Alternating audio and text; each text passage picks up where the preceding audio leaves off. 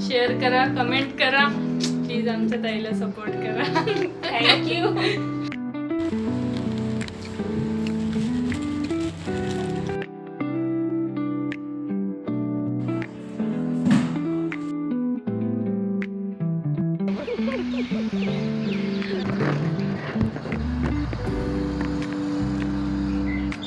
सकाळी सकाळी बघा पिहूला बाय करायला आली तर मला काय दिसलं, म्हणजे आता काय करू या कबुतराचं काही कळत नाही. खरं जीव वाचवण्यासाठी मला नेटच कट करावी लागेल आणि माझं आज म्हणजे मोठं नुकसान होणार आहे. सकाळी सकाळी आणखी 7ही वाजले नाहीत, पण दुसरं ऑप्शनही नाही माझ्याकडे काही.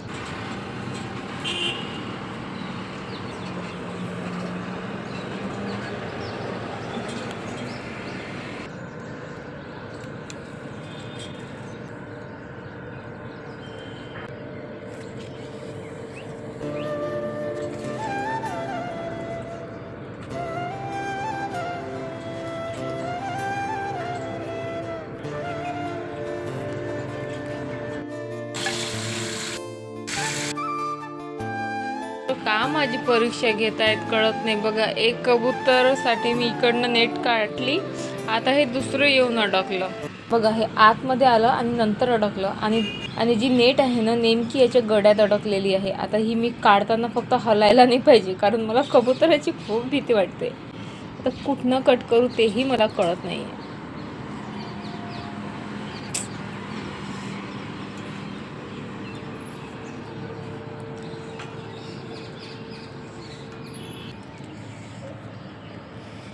हालचाल करतात आणि आणखी जास्त अडकतात, माहिती आहे का.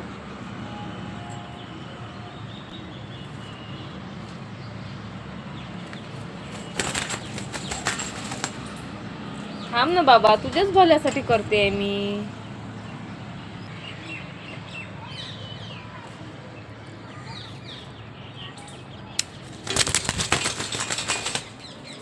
माझ्या नेटचं भरपूर नुकसान झालं, पण फायनली दोन्हीही कबूतर अगदी सुरक्षितपणे, म्हणजे त्यांना थोडीही जखम न होता म्हणजे मी रेस्क्यू करू शकले, याचा मला खरंच आनंद आहे.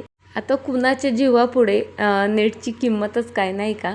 बाय द वे सकाळी मी तुम्हाला बोलले मी पिहूला बाय करत होते, तिथे मी आरूला बाय करत होते. पिहू तर आत्ता चालला आहे स्कूलला आणि इतकी नाटकं, दोनदा लिफ्ट मी बोलवते पण साहेबांचं काही आवरतच नाही. फायनली गेला तो स्कूलमध्ये. आम्ही दोघीजणी इथे मस्त गप्पा हाणत बसलो, तेही सकाळी सकाळी. तू छान वॉक करून आली, आम्ही केव्हाच बसलो इथे.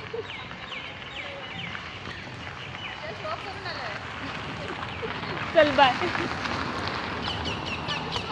हो हो.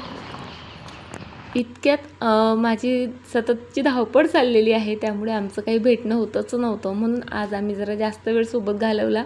त्यानंतर वर आले आणि काही नाही, अर्धा एक तास घरातली कामं केली नाहीत तर लगेच पप्पांचा कॉल आला. पप्पाचा फोन आला, खाली आलो शेवड्या घेऊन आणि कुठेच पत्ता नाही.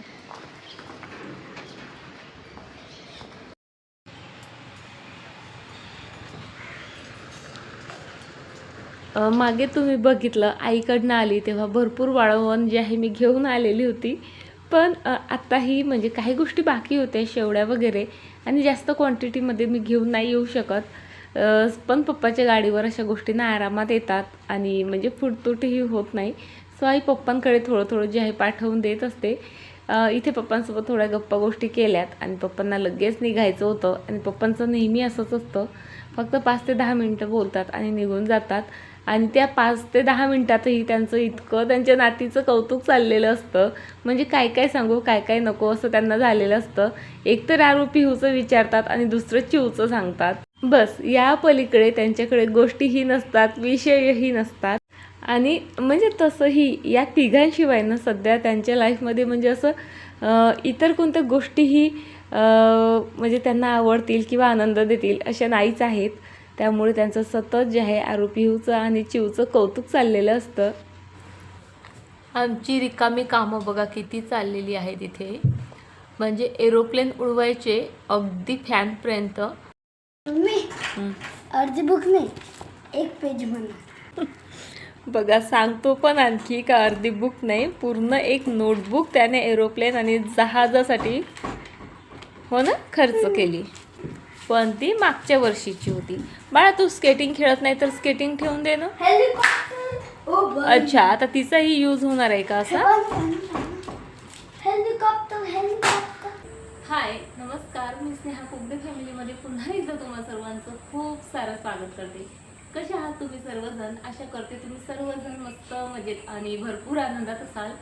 इतकं बिझी चाललंय ना सर्व की काय सांगू तुम्हाला. आजचा दिवस माझ्याकडे एक आहे, त्यानंतर उद्या लग्नाला जायचं आहे, ते भरपूर लांब जायचं आहे. परवा माझ्या भावाची एंगेजमेंट आहे आणि माझं म्हणजे कशातच काहीच तयारी नाही आहे. मला क्लीनअप करायचं होतं, मला व्हॅक्सिंग करायचं आहे. त्या दिवशी म्हणजे थ्रेडिंग केली मी. लग्नाला जायच्या सकाळी जे आहे पटपट थ्रेडिंग केली. या आठवड्यात इतके सर्व लग्न वाढदिवस ना काय काय चाललंय आणि मी अशीच जाते माहिती आहे का सर्वीकडे. मला ना म्हणजे माझ्या भावाच्या एंगेजमेंटच्या वेळेसच खरं तर म्हणजे क्लीनअप वगैरे हे सर्व करायचं होतं. आता हे 2-3 लग्न होते, पण आधी केलं तर तोपर्यंत पुन्हा स्किन जाऊन येऊन टॅन होणार मला माहीत होतं. पण आज असं आहे की माझ्याकडे काहीच अवेलेबल नाही आहे. मी विचार केला होता आज आरोहीच्या पप्पाला सांगेल हे घेऊन या, नंतर मी करेल. पण आज आरोहीचे पप्पा पुन्हा लग्नाला गेले, त्यामुळे माझ्याकडे सध्या काहीच नाही. मला व्हॅक्सिंग करायचं होतं, व्हॅक्स नाही क्लीनअप करायचं होतं आणि मी ठरवलं होतं यावेळेस एखादी छानशी फेशियल किट घेऊन येते आणि स्वतः छान मस्त क्लीनअप किंवा फेशियल करते. पण आता ते मला आणून देणारच कोणी नाही आणि पारसमध्ये मिळत नाही खरं तर व्यवस्थित.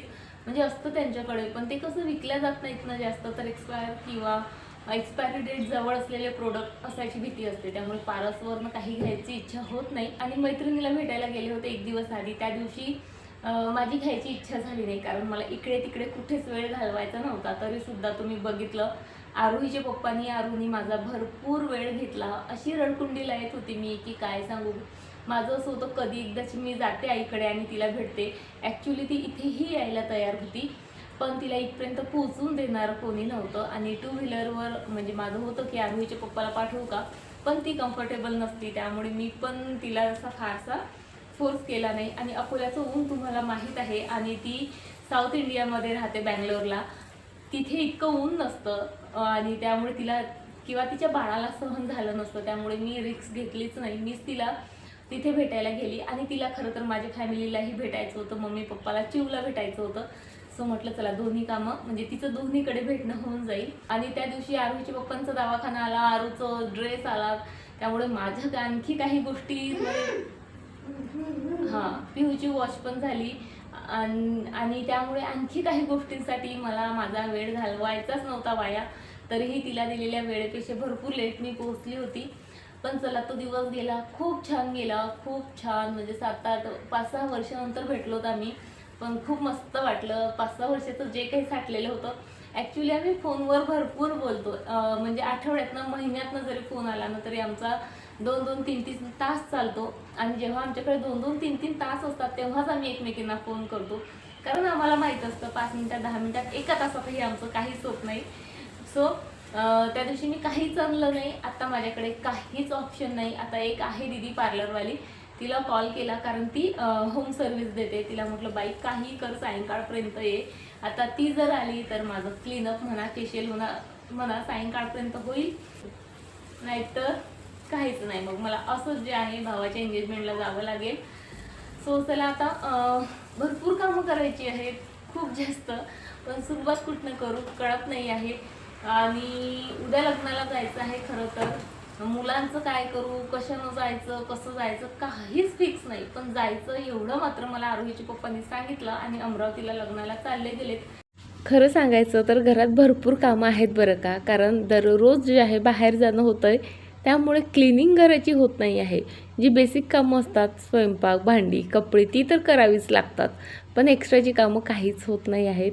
आणि आज म्हटलं करते, पण आज मला काही सुचत नव्हतं. आपल्या मनासारखं काही झालं नाही तर बघा इतरही कामं सुचत नाहीत, तसंच काहीसं आज होतं माझं. पण आता काय करू सुचत नव्हतं. म्हटलं चला पप्पाने आणलेला जो वानोळा आहे तो तरी डब्यांमध्ये भरते. त्यासाठी ही डब्यांची भरपूर शोधाशोध करावी लागली. काही डब्यांमध्ये थोडे पदार्थ होते, मग ते एकत्र करून वगैरे जे आहे फायनली 2 डबे मी इथे रिकामे केलेत. आणि त्यामध्येच मग आईने दिलेल्या शेवड्या ज्या आहेत त्या टाकते आहे. म्हणजे मला वर्षाच्या 5-1 किलो तरी शेवळ्या लागतातच आणि त्या आईच बनवून देत असते दरवर्षी. त्यानंतर ह्या चिक्काच्या ॲक्च्युली दिसत आहेत तुम्हाला चकल्या, पण दरवर्षी आईनं छान कुरड्या करते अशा मोठ्या मोठ्या साईजच्या आणि भरपूर तीळ घालते त्यामध्ये. ह्या कच्च्याच खायच्या असतात बरं का, खूप मस्त लागतात. बेस्ट टाइमपास असतो हा तर आमचा उन्हाळ्याचा. आई दरवर्षी बनवून देते, पण यावर्षी काय झालं, आईला म्हणजे लक्ष राहत नव्हतं मावशीकडनं साचा आणायचा, त्यामुळे अशा चकल्या बनवल्या तिने, पण त्याही छान झाल्या. का डबे कसे ॲडजस्ट केले माझं मलाच माहीत नाही, यातलं त्यात केलं. आता एक दिवस निवांत जेव्हा मला वेळ मिळेल ना त्या दिवशी पुन्हा व्यवस्थित जे आहे डबे सेट करेल. आता तर या डब्यामध्ये थोडेफार तांदूळ होते ते दुसऱ्या डब्यात टाकलेत. त्या डब्यात थोडे काय ते मका होता, म्हणजे तो दुसऱ्या डब्यात ट्रान्सफर केला, म्हणजे साईजनुसार जे आहे. भरपूर गोंधळ घातलाय मी आज, पण जेव्हा वेळ मिळेल ना तो गोंधळही सावरेल मी.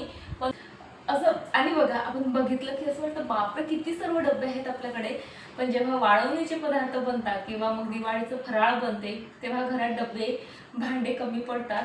सो मलाही असं वाटतं की माझ्याकडे भरपूर काही साठवणीचं आहे, पण वेळेवर तेही कमी पडतं. पण चला झालंय.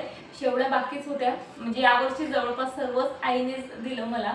शेवड्या तेवढ्या बाकी होत्या. आता मी गेले 1-2दा, पण आईचं म्हणणं तुला त्रास होते बेटा, तू घेऊन जाऊ नको, कधीतरी पप्पा आले तर मग मी पाठवून देईल, म्हणून आईने छान आज शेवड्या पाठवल्यात. पुन्हा मला ना चिकाच्या कुरड्या ज्या कच्च्या खायच्या असतात तीळ घालून, त्या प्रचंड आवडतात. माझ्यापेक्षा आरुच्या पप्पांना जास्त आवडतात म्हणून आई बनवते, पण आरुच्या पप्पांना त्याची अतिशय म्हणजे अशी क्रेविंग होते, आठवण येते, असं काहीच आहे. सो चला सर्व केलं एकदाचं सेट. आता आधी आंघोळीला जाते. आता कसं तरी होतंय मला, चिंब झाल्यासारखं बिलकुल, आणि कामही काही सुचत नाही आहेत. आता आधी आंघोळ करते, त्यानंतर जे आहे पुढची कामं कंटिन्यू करते. आंघोळ वगैरे केली आणि असेच विचार करत बसले होते की आता उद्या लग्नाला जायचं, मुलांना घेऊन जाऊ की नको, घरी दोघं राहतील तर भांडतील का वगैरे वगैरे. आणि लगेच क्लिक झालं, अरे पप्पा आलेले आहेत आणि तसंही परवाला मला भावाच्या एंगेजमेंटसाठी जायचंच आहे, तर मुलांना त्यांच्यासोबतच पाठवून देते. सो पप्पांना पटकन फोन केला, पप्पा गेलेत का तुम्ही? सो पप्पा बोलले नाही, मी आणखीही ऑफिसमध्ये आहोत. सो त्यांना म्हटलं जाताना मुलांना घेऊन जा, आणि त्यांना तर तेच पाहिजे असतं. ते लगेच तयार झाले, ठीक आहे मी येतो अर्ध्या तासात. सो अर्ध्या तासात मुलांना रेडी केलं, मस्त मुलं गेलीत आता आईकडे, आणि मी आता बऱ्यापैकी मोकळी आहे. खरंच मला खूप टेन्शन होतं या गोष्टीचं, कारण उद्या मी जिथे जाणार आहे ते गाव भरपूर लांब आहे, तिकडनं यायला किती वेळ होईल मला माहीत नव्हता. त्यामुळे आता मुलांचं तेवढं टेन्शन माझं गेलंय. हे काय झालं ग, पिंपल होता वाटते हा ना? पिंपल्स असेल आणि हे व्हाईट हेअर्स वगैरे काढले ना, दुखतोय तो. तर ते स्क्रब झालं ना की पोर्स ओपन होऊन जात होतं. तर तुझी टॅनिंग पण भरपूर झाली होती ना. खूप जास्त. सो पूजाकडनं मी छान फेशियल करून घेतलं आणि त्यानंतर इथे आमच्या गप्पा गोष्टी चाललेल्या. ॲक्च्युली फार पूर्वी पूजा माझ्याकडे नेहमी यायची आणि घर बघून किंवा मी बनवलेले छोटे मोठे DIY तिला इतके आवडायचे. ती मला नेहमी बोलायची, ताई तुम्ही हे सर्व शूट करून इन्स्टावर वगैरे अपलोड का करत नाही, किंवा तुम्ही यूट्यूब करू शकता, किती ट्रेंडी आहे हे सर्व वगैरे.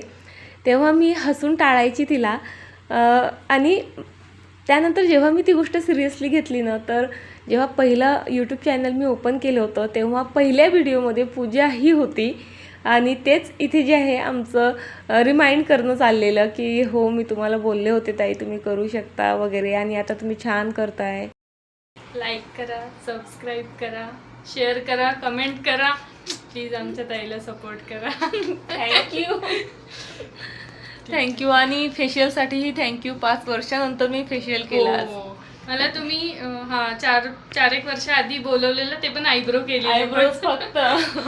तेव्हापासून कॉन्टॅक्टच नाही ना आपला. चल थँक्यू सो मच. आज मला इतकं रिलॅक्स वाटतंय, खरं सांगते. स्वतः कितीही कर, बरोबर आहे, खूप म्हणजे असं वाटतं, उलट आपले हात दुखतात. बॅक मसाज वगैरे पण होते ना, तर छान वाटतं, करायलाच पाहिजे. आता बघ 10 वाजता आहेत ना, आता मला खरं तर इतकी झोप येत आहे, पण आता हे सर्व आवरायचं. 2 दिवसाचं पॅकिंग, 2 बॅग वेगवेगळ्या, कारण उद्या मला 8-9 वाजता यायला, पॅकिंगला वेळ मिळणार नाही. बरोबर आहे. सो आता चल आता मग चल बाय.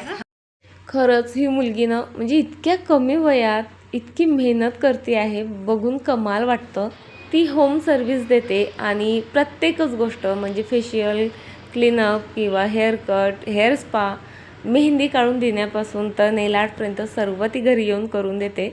सो मी मात्र फक्त आज फेशियल केलं, थ्रेडिंग वगैरे मी केलेलीच होती. त्यानंतर आता ती गेली आणि माझ्या घरात इतका पसारा होता. ॲक्च्युली ना तिला मी का आवडते तर माझ्या घरामुळे, माझ्या घर क्लीन ठेवायच्या सवयीमुळे. पण आज ती आली ना, माझ्या घरात इतका जास्त पसारा होता, कुठे तोंड लपवू आणि कुठे नाही असं झालेलं. कारण सततचं बाहेर जाणं, कपडे काढले की बेडवरच ठेव वगैरे वगैरे, आणि टाईल्स पण बऱ्यापैकी खराब झालेल्या होत्या. सो म्हटलं आता उद्या पुन्हा सकाळीच निघायचं आहे, हे आवरणं होणारच नाही. म्हणून आत्ता जे आहे संपूर्ण घर आवरलं आहे मी. आता 11 वाजत आलेले जवळपास. त्यानंतर टाईल्स वगैरे क्लीन केल्यात. आता मुलं नसल्यामुळे आरोहीच्या पप्पांनाही करमत नव्हतं, त्यामुळे तेही टी व्ही पाहत बसले आणि त्यामुळे खरं तर मला भरपूर वेळ मिळाला. चला आता उद्याची माझी सर्व तयारी इथे मी केलेली आहे आणि आता व्हिडिओही इथे संपवते आणि तुम्हाला उद्या भेटते अशाच एका छान व्हिडिओसोबत. तोपर्यंत फ्रेंड्स, स्वतःची काळजी घ्या. बाय.